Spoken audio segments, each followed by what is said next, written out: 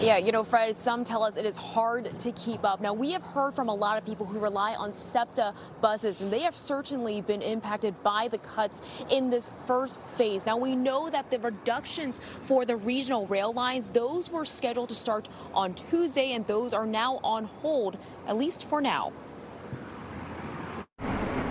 Ashlyn Duda takes the train from Manyang every week. She says it's the easiest way to get to where she needs to go. It takes us right to the stadiums, very convenient. But trying to plan ahead lately has been tough. I mean, I rely on the app to see whether timing-wise when I can take trains, but recently I've looked, some of them are canceled, so it's just hard to keep track of everything. The Manyang-Norristown line was on the list of regional rail lines scheduled for service reductions starting next Tuesday.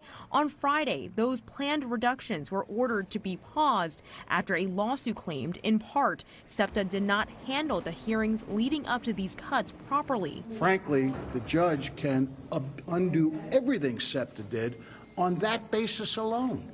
They didn't comply with their own requirements of public hearings. The attorney who brought the case before a judge added SEPTA has the money to prevent cuts by using a service stabilization fund. In response, the transit agency says it is already using some of that money to prevent deeper cuts. I would say that customers think of it as your checking account. You pay bills out of your checking account.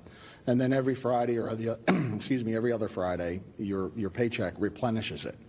Well, in our case, it doesn't happen every Friday or every other Friday. It happens a couple times a year where the state or the federal government will replenish that account. The judge's order Friday also says a fare increase that was scheduled to go into effect Monday cannot go forward.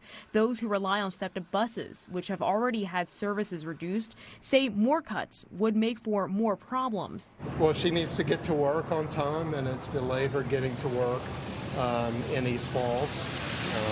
And for me, I work in Center City, and it's created disruptions. Getting to work and getting anywhere else. Riders say it has been challenging and filled with uncertainty. I think it's important to have like a strong public transportation system, especially in a city like Philadelphia. Now, it is worth noting that this order to stop the cuts is just temporary. It does not roll back the cuts that are currently in place. We also know that the judge is asking both sides to return to court next Thursday. Reporting live in Center City, Lili, Zheng, NBC 10 News.